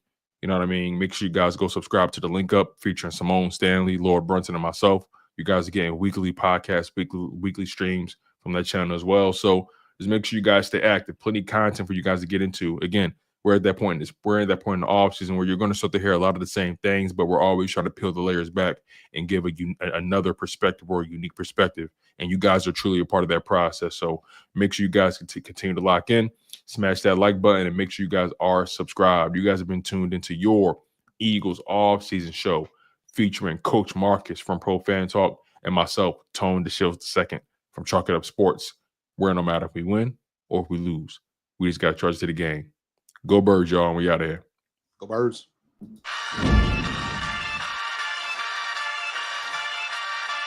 In the city of Philly, where the birds take flight, Eagle swag on the rise each and every night. Tone and Marcus got the scoop ready to ignite. From the lanes of South Street to the Broad Street lights, dashing like a running back, hitting every play. 9 guys in the zone, never led astray. Talking touchdowns, talking game day. Huddle around the mic, hear what they gotta say. Fly like an eagle, soaring in the sky. Tone and Marcus always standing by, bringing their heat, call it do or die. Philly squad, hear the battle cry. Fly like an eagle, soars in the sky. Tone and Marcus always standing by, bringing their heat, call it do or die. Philly squad.